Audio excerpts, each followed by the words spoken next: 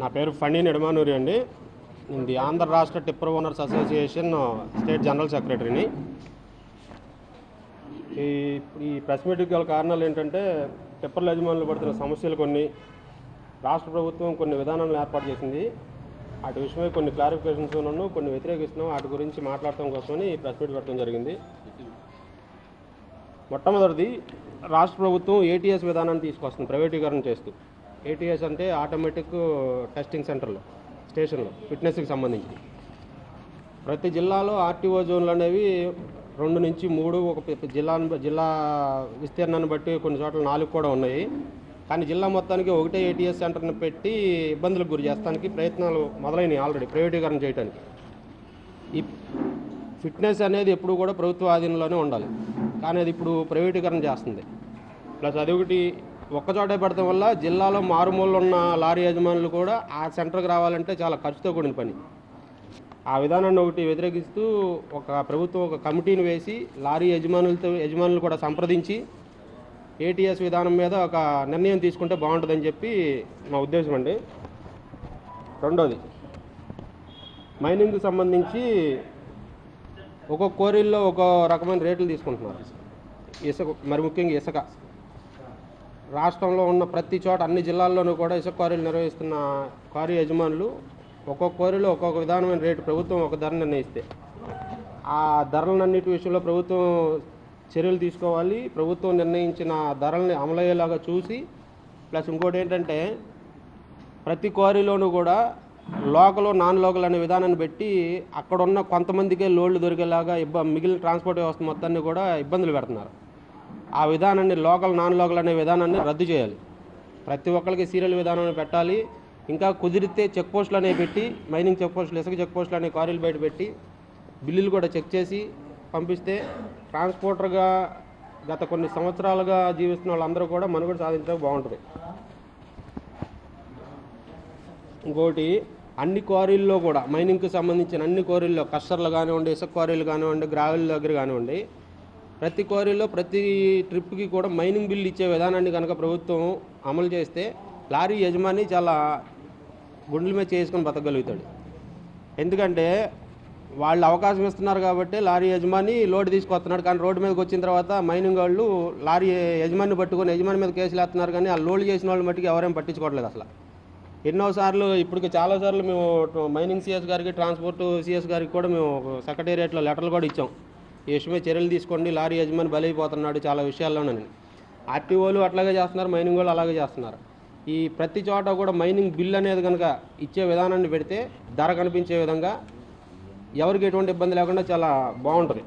ఈ ఏటీఎస్ విధానం అనేదాన్ని 2 స్టేట్లు ప్రయోగాత్మకంగా అమలు చేస్తే, వాటి మీద గుజరాత్ గవర్నమెంట్ అమలు చేస్తే దాని మీద కోర్టుకెళ్ళి బిల్లు వేయడం వల్ల ఆ ఏటీఎస్ విధానాన్ని రద్దు చేయడం జరిగిందండి. ఏటీఎస్ విధానం అనేది స్టేట్ గవర్నమెంట్కి సంబంధించింది కాదు, సెంట్రల్ గవర్నమెంట్ ఫండ్ ఇస్తుంది. దానివల్ల ప్రైవేట్ వ్యక్తుల చేతుల్లోకి వెళ్తే వాహనాల పట్టుతో పరిమాణాన్ని చెక్ చేయడానికి ప్రైవేట్ వాళ్ళ చేతుల్లో ఏముంటుందో తెలియదు. స్టేట్లో జిల్లాకి ఒక సెంటర్ ఇస్తారు. అంటే మన స్టేట్లో ఎన్ని జిల్లాలు ఉంటే జిల్లా మొత్తం ఆ సెంటర్కి రావాలి. దానివల్ల రవాణా రంగంలో ఈ ఫిట్నెస్ చేయించుకోవడానికి వచ్చేటప్పుడు వచ్చే దారి ఖర్చులు కానీ, టోల్ గేట్లు కానీ, మరి అది ఎప్పుడు అవుతుందో ఏంటో, ఏ విధమైన మర్మం ఉందో ఒక్కసారి పునరాలోచించి ఈ ఏటీఎస్ విధానాన్ని రద్దు చేసి, ఈ ఏటీఎస్ ఫండ్ ఏదైతే ఇస్తుందో సెంట్రల్ గవర్నమెంట్ ఇచ్చే ఫండ్ని మన ఆర్టీఓ డిపార్ట్మెంట్కి ఇస్తే ఆర్టీఓ డిపార్ట్మెంట్ కూడా అభివృద్ధి చెందుతుందనేది మా అభిప్రాయం అండి. దయచేసి గవర్నమెంట్ దీన్ని సహకరించగలదని కోరుకుంటున్నాం. ఇంకోటి ఏంటంటే సార్, గ్రీన్ ట్యాక్స్ 90 రోజుల్లో పరిష్కరిస్తాం సమస్యను అన్నారు. మన స్టేట్లో 7 సంవత్సరాలు దాటిన వాహనానికి 7 సంవత్సరాలు కంప్లీట్ అయితే గ్రీన్ ట్యాక్స్ ఉందండి. పక్క స్టేట్లో 7 సంవత్సరాలు కాదండి, 8 సంవత్సరాలు ఉన్నాయి. ఏదైనా గ్రీన్ ట్యాక్స్ విధానం మన స్టేట్లో ఉన్నంత అత్యధిక ధర ఏ స్టేట్లో లేని విధంగా ఉందండి. ఇది ఎలా ఉందంటే గత ప్రభుత్వం ఇలా చేసింది, మేము ఇలా చేస్తామని చెబుతున్నారు తప్పితే ఏ ప్రభుత్వం వచ్చినా ఎవరి కాడికే ఉందండి. ఇసుక క్వారీలు ఉన్నాయండి, లోకల్, నాన్ లోకల్ అని చెప్పి విభజిస్తున్నారండి. ట్రాన్స్పోర్టర్కి మెయిన్ దెబ్బ అక్కడ పడిపోతుందండి. ఏం జరుగుతుందంటే లోకల్, నాన్ లోకల్ ఏంటి సార్, లారీ ఓనర్ అందరం ట్యాక్సీలు కడుతున్నాం, అందరం ఒకటే కదా. లోకల్ వాళ్ళకి ప్రయారిటీ లోడింగు, రేటు తక్కువ లోడింగు, దీనివల్ల వ్యవస్థ దెబ్బతింటుందండి. అందరినీ ఒకటే విధంగా చూడమని మేము కోరుకుంటున్నాం. అందరికీ ఒకటే రేటు ఉండాలి. ఈరోజు ప్రజెంట్ ఈ టైంలో నిన్న రాత్రి మన కృష్ణా జిల్లాలో పామరు పోలీస్ స్టేషన్లో డిఎస్పీ గారు పట్టుకున్నారండి 7 బళ్ళు బిల్లులు లేవని. బిల్లులు లేవని చెప్తున్నారు. ఏ క్వారీలో బిల్లులు ఇస్తుంది అని మేము అడిగామండి. బిల్లులు ఇచ్చే విధానం పెట్టనన్నాం. ఇష్టం ఉంటే లోడింగ్కి రమ్మన్నారు, లేదా క్వారీలో మేము అడిగామనుకోండి ఏంటయ్యా గొడవ చేస్తున్నాం అని మళ్ళీ అదే పోలీసులతో కేసు పెట్టిస్తున్నారు. ఇది కాకుండా కొంత కార్పొరేట్ శక్తుల్లోకి వెళ్ళిపోతున్నప్పుడు గవర్నమెంట్లు మారిన ప్రతిసారి కొంతమంది 20 బళ్ళు 30 బళ్ళు తెచ్చి ఈ క్వారీ నాది, వాళ్ళ బళ్ళే తిరుగుతాయి, వాళ్ళే శాసించింది రేట్ అవుతుంది తప్ప మిగతా ఉన్న సన్న చిన్నకారు ఓనర్లు లేరండి. వ్యవస్థలో మేము భాగస్వాములేం కదండి. గవర్నమెంట్ మారాలి, బాబు గారు రావాలని, భవిష్యత్తు మారాలని కోరుకున్న వాళ్ళం మేము ఉన్నాం. కొన్ని లక్షల కుటుంబాలు ఉన్నాయి సార్. టిప్పరే కదా అనుకుంటున్నారేమో. టిప్పర్ వ్యవస్థ మీద ఆధారపడే వాళ్ళు ఉన్నారు, డ్రైవర్లు ఉన్నారు, అలాగే మెకానిక్ వ్యవస్థ ఉంది, బాడీ బిల్డర్ ఉన్నాడు, టింకరోడ్ ఉన్నాడు, అందరూ ఉన్నారు. ఇంతమంది వ్యవస్థలో ఉన్న లోపాలను చూసుకుని ఇంతమంది బతుకుతున్న సంస్థని ఏ విధంగానూ సహకారం లేకుండా క్వారీలో మా బళ్ళకు రేటు ఉంటుందండి, క్వారీ ఓనర్ బళ్ళకి ఏ రేటు ఉంటుందో తెలియదు. ప్రభుత్వం ఇచ్చిన ధరకు కూడా కదండి, అంతకుమించి తక్కువ తోలగలం. అంటే ప్రభుత్వం అక్కడ కట్టించుకోమన్నది 140 రూపాయలండి. అక్కడ కట్టించుకుంటున్నది ఎంత అనేది మీడియా ముఖంగా చెప్పడానికి జనాలు భయపడతారు. ఎందుకంటే రేపు వెళ్తే మా బొళ్ళోడవు అని. అది అందరికీ జగమెగిరిన సత్యం. దాన్ని మేమేం తప్పు అంటలేదు. తీసుకోండి, అదే విధానం అందరి దగ్గరే తీసుకోండి. మీ సొంత క్వారీలు ఉన్నాయి, మీ సొంత లారీలు ఉన్నాయి, మీకు తక్కువ రేటుకి ఇసుకొచ్చింది, బయటకు వచ్చి రేటు చంపేయడం ఎందుకు, మమ్మల్ని ఇబ్బంది పెడతాం ఎందుకు? మీరు కూడా ఒక రేటు నిర్ణయించి అమ్మండి, అదే రేటుకి అమ్ముకుంటాం మేము కూడా. మాకు ₹1 మిగులుతుంది కదా. మిమ్మల్ని ఏం పోవడమంటలేదు, మేమేం తోలొద్దు అంటలా. మీరు కూడా గవర్నమెంటే నిర్ణయించింది ఈ రేటుకు తోలాలి, ఈ ఊరు ఈ రేటుకు తోలాలి, ఆ రేటుకే తోలదాం. కోఆపరేట్ చేయండి. ఒక 100 ట్రిప్పులు ఉందనుకోండి, వెళ్ళిపోతున్నారు కార్పొరేట్ సంస్థల టైపులో. గవర్నమెంట్ రేటు కూడా కాదు. వీళ్ళకి ఏంటి బిల్లులు లేవు, ఏమీ లేవు. ఈరోజు ఏ క్వారీలో బిల్లు ఉన్నాయి, ఎంతెంతో పేరు ఉందండి లెక్క. ఏది బిల్లు ఉంది, ఏది బిల్లు లేదు అని మేము 28/11/2024 మైనింగ్ సిఎస్ గారిని అడిగామండి. ఏ క్వారీలు ఉన్నాయో చెప్పండి స్టేట్ వైజ్ కానీ. ఇంతవరకు సమాధానం లేదండి ఇచ్చిన లెటర్కి. అసోసియేషన్ తరఫున మైనింగ్ అంటారు, అర్ధరాత్రి కాడ వచ్చి బళ్ళ మీద పడతారు. విజిలెన్స్ అంటారు, అర్ధరాత్రి కాడ వచ్చి బళ్ళ మీద పడతారు. ఎక్కడ లోడ్ అవుతుందో తెలియదండి. కంకర ఉంది, కంకర బళ్ళు ఆపుతారు. కంకర ఏమన్నా మేము సుత్తులతో కొడుకుని తయారు చేసుకొస్తాం సార్? ఏదైనా క్రషర్లో వేసుకొచ్చేదేగా. మేము దొంగలమే, మేము ట్రాన్స్పోర్టర్లుగా గుర్తించండి. మేము ఎక్కడ వేసుకొచ్చామో చూపిస్తాం. మాకు రాసే పెనాల్టీలో వాళ్ళకు కూడా సగం రాయండి అంటున్నాం.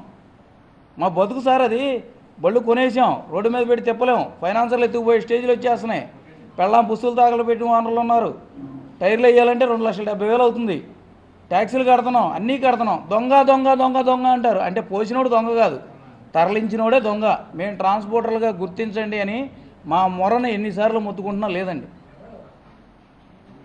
ఇప్పుడు కార్పొరేషన్ అని చెప్పి ఆర్టీసీ ఉంది సార్. 12,000 బస్సులు 10,000 బస్సులు చిల్లర ఉన్నాయి. మరి వాటిలో ఎన్ని బస్సులు గ్రీన్ ట్యాక్స్ కట్టాలి? ప్రజాసేవ అంటున్నారు. మేము చేసేది ప్రజాసేవ కదా సార్. మేము మా ఇళ్ళకేం తోలుకోవట్లేదుగా. మేము బతికేది రూపాయి మీదే కదా సార్. మేము ప్రజలు మేము గుర్తించమని మేము కోరుకుంటున్నాం. మేమేమి గుర్తింపు కోరికలు కోరట్లే ప్రభుత్వాన్ని. మమ్మల్ని కూడా గుర్తించండి, మా బతుకుని మా జీవనాధారాన్ని కొట్టొద్దు అంటున్నాం. ఇదే జరుగుతుంది సార్. ఎన్నిసార్లు తిరిగినా క్వారీలు, ఇసుక క్వారీ వ్యవహారం వచ్చేసరికి ఈ విధంగా జరుగుతుంది. కృష్ణా జిల్లాలో ఇన్ని అభివృద్ధి పనులు జరుగుతున్నాయి, ఎన్టీఆర్ జిల్లాలో ఇన్ని అభివృద్ధి పనులు జరుగుతున్నాయి, స్టేటు మొత్తం మీద ఇన్ని అభివృద్ధి పనులు జరుగుతున్నాయి. సింపుల్గా 2-3 జిల్లాల్లో రబ్బీస్ క్వారీలు ఉన్నాయి చెప్పండి. మన చుట్టుపక్కల ఉన్నాయి, స్టేట్ వైడ్ వద్దు సార్. ఏ క్వారీకి పర్మిషన్లు ఎవరు? ఎలా బతుకుతారు? ఎలా బతకాలి లారీ ఓనరు? లారీ ఓనర్ పథకాలు రావు. ఎందుకంటే మేము వాహనాలు తిప్పుతున్నాం, ట్యాక్సీలు కడుతున్నాం, అన్నీ కడుతున్నాం కాబట్టి నువ్వు ఉన్నవాడు అంటారు. ఇదే విధానం జరిగితే లారీ ఓనర్ అని కూడా ఒకప్పుడు ఉండేవాడు అని చెప్పుకోవడానికి తప్ప ఎందుకు పనికిరాని వ్యవస్థ అయిపోద్ది సార్. అన్నిటికీ కార్పొరేషన్లు ఉన్నట్టు మాకు కూడా లారీ ఓనర్లకు ఒక కార్పొరేషన్ ఇచ్చి మమ్మల్ని కూడా సంప్రదించి అయ్యా మీ మనుగడకి ఏం కావాలరా అని అడగమన్నాను సార్. కనీసం బెగ్గర కన్నా సాయంత్రానికి గుడిమెట్లు కాడ కూర్చుంటే 500 వస్తాయని నమ్మకం ఉంది.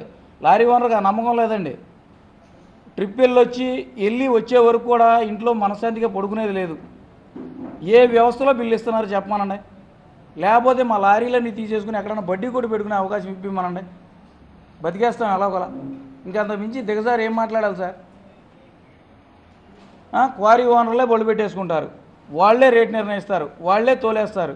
మేము ఆ రేటు తోలలేం మా దగ్గర. ఎందుకంటే మా దగ్గర కట్టించుకునే రేటు వేరు, మా దగ్గర కట్టించుకునే రేటుకి మాకు ట్రాన్స్పోర్ట్కి అయ్యే ఖర్చుకు చూస్తే మాకు ఎదురు జేబులో 1500 2000 పడతాయి సార్. వాళ్ళు తోలే రేటుకి వాళ్ళకి 6000 7000 మిగులుతాయి. కార్పొరేట్ సంస్థల చేతిలోకి వెళ్ళిపోయిన క్వారీలు కబందస్తాల్లో ఉన్నట్టు ఇది. ఏం లేదు సార్, ఈ సంవత్సరం 10 బళ్ళు కొంటారు, రేపు సంవత్సరం ఇంకో 10 బళ్ళు కొంటారు. ఈ 5 ఏళ్లలో 50 బళ్ళు ఓనర్ అవుతాడు. ఇక్కడ ఉన్న ఓనర్లు ఒక్కొక్కళ్ళు అమ్ముకుని మేము డ్రైవర్లుగా రావాలని కోరుకుంటున్నారు. ఈ జోకులు కూడా జరిగినాయండి. ఏమైంది, ఓనర్లు పోతే అమ్ముకుని మన లారీలకు డ్రైవర్లుగా వస్తారు కానీ కామెంట్లు వేసుకుంటున్నారు. ఈ విధంగా ఉంది సార్ మా పరిస్థితి. మీ ద్వారా ప్రభుత్వం దృష్టికి వెళ్ళి ఏ పాలసీ అయినా టిప్పర్ ఓనర్ల మనుగడకి అభివృద్ధికి సహాయ సహకారాలు చేసే విధంగా ఉండే విధంగా ఉండాలని కోరుకుంటున్నాం సార్. మైనింగ్ వ్యవస్థ ఉంది సార్, మరి ఎన్ఫోర్స్మెంట్ ఎందుకు వస్తుంది అంటే మైనింగ్ వ్యవస్థ పనిచేయట్లేదని ఎన్ఫోర్స్మెంట్ వస్తుందా, విజిలెన్స్ వస్తుంది. ఈ ఎన్ని శాఖలు ఉన్నాయి, మరి జరిగేది ఎక్కడ జరుగుతుంది ఏంటి అనేది వీళ్ళకి తెలవదా?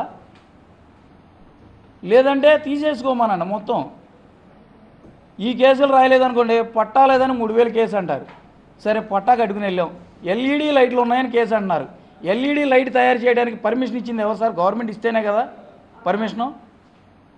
మరి ఆ కంపెనీలకు పర్మిషన్ ఇవ్వడం ఎందుకు, వాటిని ప్రోత్సహించడం ఎందుకు, మేము వేసుకున్నామని కేసు రాయడం ఎందుకు? అసలు మీ పాలసీలు ఏంటి అనేది తెలిస్తే మేము తోలగలుగుతాం. మా క్వారీలో బిల్లు ఇవ్వట్లా. ఈరోజు పామర్ స్టేషన్లో 7 లారీలు ఉన్నాయి, జీపీఎస్లు ఉన్నాయి ఏ క్వారీలో లోడ్ చేసుకెళ్ళి అనేది. ఏమన్నా మాట్లాడగలుగుతున్నారా? రాస్తే కోర్టుకి వేస్తారు, లేదంటే ఈ విధంగా జరుగుతుంది. ప్రతి జిల్లాలో సమస్య ఉందండి, మన జిల్లా కాదు. భీమవరం వాళ్ళు ఉన్నారు. గవర్నమెంట్ పెట్టిన పాలసీలని, గవర్నమెంట్ ఇచ్చిన విధి విధానాలు చాలా కరెక్ట్గా ఉన్నాయి సార్. 140 రూపాయలకు టన్ను లోడ్ చేయాల్సిన చోట ఎంతకు లోడింగ్ జరుగుతున్నది ప్రభుత్వానికి తెలవట్లేదా? పర్యవేక్షణ లేదు. పర్యవేక్షణ లోపం వల్ల జరుగుతుంది. అదే 140 రూపాయలకు లోడ్ అయితే టన్ను మేము ప్రజలకి తక్కువ ధరకే దింపగలుగుతాం కదా. జరుగుతున్న విషయాల గురించే మేము చెప్తున్నాం సార్. ఈరోజు అభివృద్ధి పనులు జరుగుతున్నాయి సార్. అభివృద్ధి పనులకు ఆటంకం ఎక్కడ జరుగుతుంది? చిన్న ఆటంకం, రబ్బీస్ లేదు సార్. మేము ఏదో ఒక ట్రిప్పు వెయ్యాలి, మా బతుకు అదండి. దొరికితే దొంగ అనిపించుకుంటున్నాం తప్పితే స్వతహాగా మేము దొంగలం కాదండి, ట్రాన్స్పోర్టర్లుగా గుర్తించమని చెప్తున్నాం. ప్రతి దాంట్లో దొంగ అంటారండి సార్. మేము ఎక్కడేసుకొస్తున్నాం చూపిస్తాం అంటున్నాం కదా, బిల్లు ఇమ్మంటున్నాం. బిల్లు ఎంతైతే అంత కస్టమర్ కట్టుకుంటారు కదా సార్. కస్టమర్కి దొంగతనం చేసుకుని తోలమండగా కస్టమరు. మీరు బిల్లు ఇస్తే బిల్లుతో పట్టుకెళ్తాం. బిల్లు లేదనుకోండి, బిల్లు లేదనే చెప్తున్నారు. ఏం చేయగలం? ఏం చేయలేం కదా సార్. ఆర్టీఏ అధికారులు కాదండి, ఇసుక పాలసీల్లో క్వారీలు నడుపుతున్న వ్యక్తుల చేతుల్లో జరుగుతున్న విధానాలు కరెక్ట్ కాదు.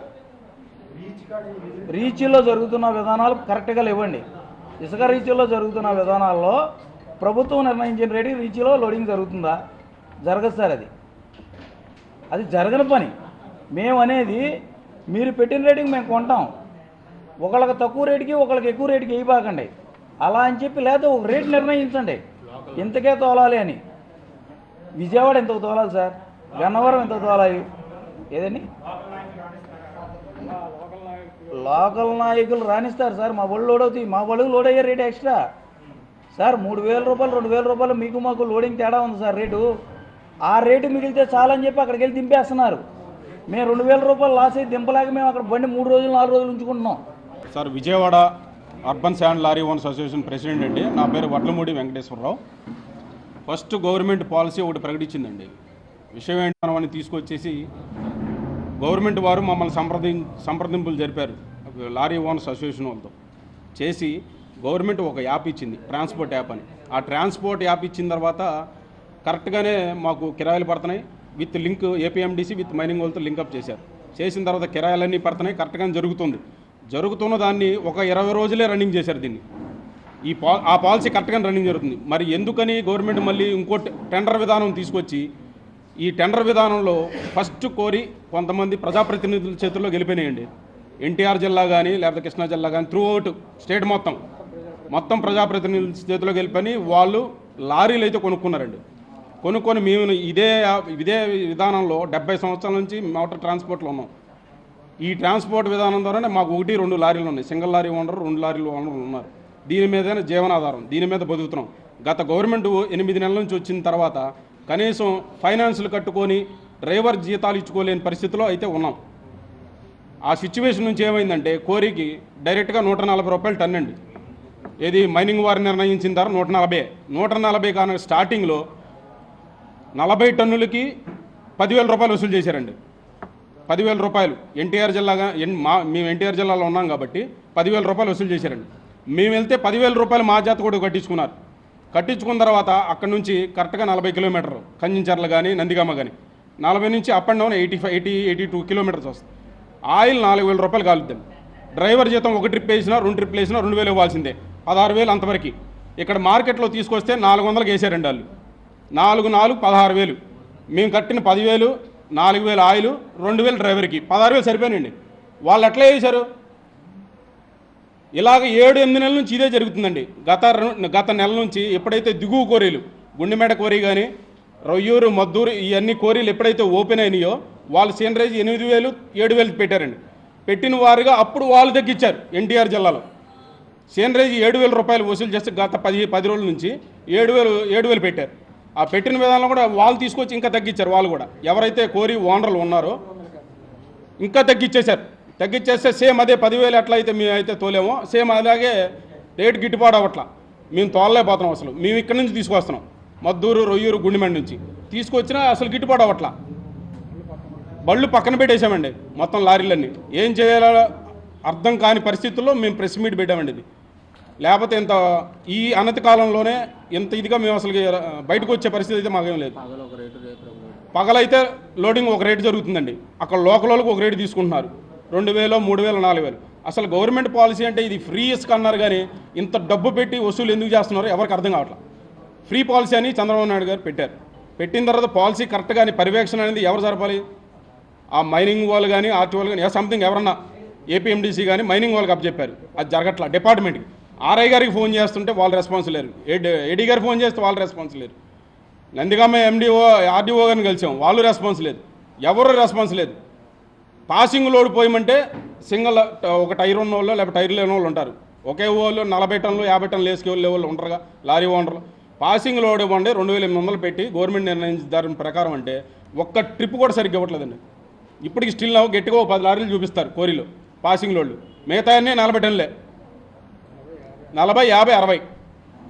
ఇంకెలా బతకాలో చెబితే వాళ్ళు చెప్పినట్టే మేము చేస్తాం. పోనీ మేము చెప్పింది అబద్ధం అని అంటే మాతో పాటు మీడియా ఎవరైతే ఇదో మా లారీ ఓనర్లు కలిసి కోరి దగ్గరికి వెళ్దాం, చుట్టుపక్కల వాళ్ళని అడుగుదాం ఎంత తీసుకుంటున్నారు ఏంటో అందరికీ తెలుసుద్దిగా.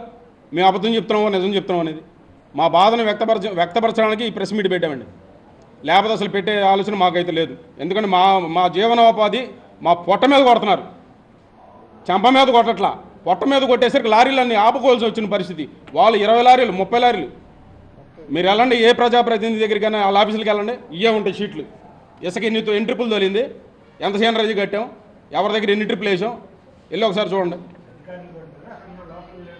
లోకల్ లీడర్లు కానీ లోకల్ ప్రజాప్రతినిధులు కానీ జిల్లాల ప్రజాప్రతినిధులు కానీ మొత్తం అంతా ఇన్వాల్వ్మెంట్ అండి. మమ్మల్ని అసలుకి లారీ ఇప్పటి నుంచి 70 సంవత్సరాల నుంచి ఉన్న లారీ మోటార్ ఫీల్డ్లో ఉన్న వాళ్ళని బతకని ఇట్లా చంపేస్తున్నారు, పొట్ట మీద కొడుతున్నారు. ఇలా అయితే ఎలా బతకాలి, ఏం చేయాలా? రోడ్ల మీద పెట్టి లారీలు ఆపేసి రోడ్లకు అడ్డంగా ట్రాన్స్పోర్ట్ ఆపాలా? అంత దూరం తెచ్చుకోవాలా? మేము అందరినీ కలిసామండి. మైనింగ్ మినిస్టర్ గారిని కూడా లోకల్ అంతకుముందు కలిసాం, ట్రాన్స్పోర్ట్ సిఎస్ గారిని కూడా కలిసాం. ఎవరు రెస్పాన్స్ అవ్వట్లేదండి. అందరికి అన్నీ తెలుసు, మొత్తానికి చెప్పామండి. No response. కార్యాచరణ అంటే గారిని వీళ్ళందరినీ మామూలుగా ఈ మీడియా ద్వారా తెలియపరుస్తున్నామండి. మా సమస్యల పరిష్కారంగా మమ్మల్ని పిలిస్తే పర్లేదండి, పిలవకపోతే మా చర్యను తదుపరి కార్యాచరణ తర్వాత ప్రకటిస్తాం. లారీ అసోసియేషన్ ప్రెసిడెంట్ అండి. అలాగే నేను స్టేట్ వైస్ ప్రెసిడెంట్గా చేస్తానండి. మాకు భీమవరం మాకు ఎక్కడ ఇసుక ర్యాంపులు అనేటివి ఏమీ లేవు. ఈస్ట్ గోదావరి ఉన్నాయి 5-6 ర్యాంపులు అండి. ఆ ర్యాంపులకి వెళ్ళేటప్పటికి 2,000 రూపాయలు ఉన్న రసీదు మీద తెచ్చిన విధానం లేకుండా మాకు 6,000-7,000 రూపాయలు తీసుకుని లోడ్ చేస్తున్నారు. అలాగే ఏంటని అడుగుతుంది, మా బళ్ళు మట్టికి ఎక్కడ లోడింగ్ చేయట్లేదు. దాన్ని ఎన్నిసార్లు అడిగి మొన్న 20 రోజుల క్రితం ప్రెస్ మీట్ పెట్టి ఇదే విధంగా మేము ధర్నా చేసామండి. చేస్తే దాన్ని మా బళ్ళు పెట్టిన వాళ్ళ మట్టికి 5-6 ఉన్నామండి, 5-6 బళ్ళు మట్టికి ఇసుక రీచ్లో వస్తే లోడింగ్ చేయనని అధికారికంగా ప్రకటించారు వాళ్ళు. అయినా అలాగే సార్ మేము ఎవరైనా దడవలేదు. ఇది మాకు న్యాయం జరగాలని మేము భీమవరం అసోసియేషన్ నుంచి అలాగే స్టేట్ వైస్ ప్రెసిడెంట్గా నేను కోరుకుంటున్నాను. ఇది ఆంధ్ర రాష్ట్ర టిప్పర్ ఓనర్స్ అసోసియేషన్కి స్టేట్ ఎగ్జిక్యూటివ్ మెంబర్ని, ఉమ్మడి గుంటూరు జిల్లా నుండి మాది. సార్, ఈరోజు పరిస్థితి ఎలా ఉంది అంటే టిప్పర్ లారీ ఓనర్ అనేవాడు ఉండేవాడు గతంలో అని చెప్పుకునే పరిస్థితి వచ్చిందండి. దానికి గల కారణం ఏమిటంటే ప్రభుత్వం ప్రతిష్టాత్మకంగా ఉచిత ఇసుక విధానం అనే పథకం తీసుకొచ్చిందండి. దానివల్ల ప్రజలకి తక్కువ రేటు ఇసుక వెళ్తుంది. వాళ్ళు చిన్న చిత్తగా సామాన్యులు ఇల్లు కట్టుకోవాలి అంటే వాళ్ళకి తక్కువ ధరకి ఇసుక అందించాలి అనుకున్నారు. కరెక్టే, ప్రజలకి తక్కువ రేటుకి ఇసుక అందించాలి, ఆ పథకం చాలా మంచిది.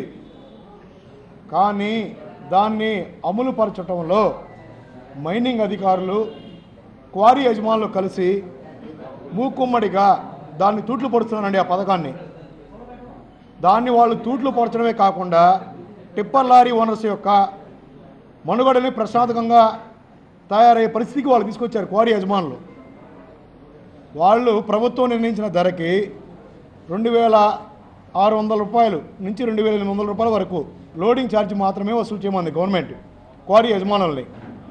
వాళ్ళు ఆ రేటుకి కనుక లారీలు లోడ్ చేయడం కనుక జరిగితే ప్రజలకి తక్కువ రేటుకి ఇసుకెళ్ళిద్దండి. కానీ వాళ్ళు అలా వసూలు చేయరు. ఒక లారీ వసూలు చేస్తే లారీకి రేటు 10,000 వసూలు చేస్తారు.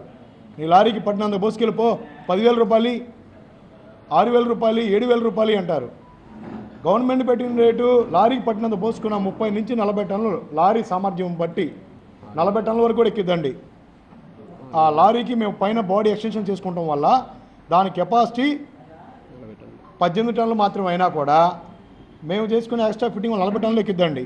40 టన్నుల రేటు 40 టన్నులు ఇసుక లోడ్ పోసుకొని తీసుకొని వెళ్ళి ప్రభుత్వం పెట్టిన పథకానికి మేము తక్కువ రేటుకి సప్లై చేయగలిగిన క్వారీ యజమానులు మా దగ్గర అలాగే ఒక రేటు తీసుకుంటారుగా, 10,000 వసూలు చేస్తారుగా, వాళ్ళ బళ్ళకు మాత్రం ఉచితంగా లోడ్ చేసుకుంటారండి. వాళ్ళు స్వతహాగా కొంతమంది ట్రాన్స్పోర్టర్లను అడ్డం పెట్టుకొని వాళ్ళ పేర్లతో లారీలు పెట్టి వాళ్ళు లారీకి వచ్చి 40 టన్నుల లోడ్ ఉచితంగా నిల్వకి తీసుకొచ్చుకుంటారు. డైరెక్ట్గా లోపల రీచ్లో నుంచి తీసుకొని మార్కెట్లో మేము మినిమం కిరాయి కనీసం ఒక లారీ తిరగడానికి డీజిలు, డ్రైవర్ డబ్బులు, టోల్గేట్ డబ్బులు పోను ఒక 5,000 రూపాయలు, 4,000 రూపాయలు ఖర్చు వచ్చింది అనుకోండి, వాళ్ళు ఆ 4,000 రూపాయలు తీసుకొని సప్లై చేస్తున్నారు. దానివల్ల మాకు చేతి డబ్బులు 4,000 పడుతున్నాయి. లారీ వాడు బతకాలా వద్దండి. క్వారీ యజమానులు వాళ్ళు మార్కెటింగ్ సిస్టమ్ చేస్తున్నారు. వాళ్ళు క్వారీ నడిపితే ప్రభుత్వం నిర్ణయించిన ధరకే అందరూ సంతోషంగా ఉంటారు. అదే విధానం ద్వారా తక్కువ రేటు ప్రజలకు మేము లారీ వాళ్ళకి తీసుకొచ్చి ట్రాన్స్పోర్ట్ చేస్తున్నాంగా, గవర్నమెంట్ ఇచ్చిన రేటుకి మేము సప్లై చేస్తున్నాం. కానీ వాళ్ళు అర్ధరాత్రి వాళ్ళు అక్రమంగా లోడ్లు చేసుకొని మార్కెట్ నాశనం చేస్తున్నారండి. దయచేసి ఈ విధానాన్ని రద్దు చేయండి.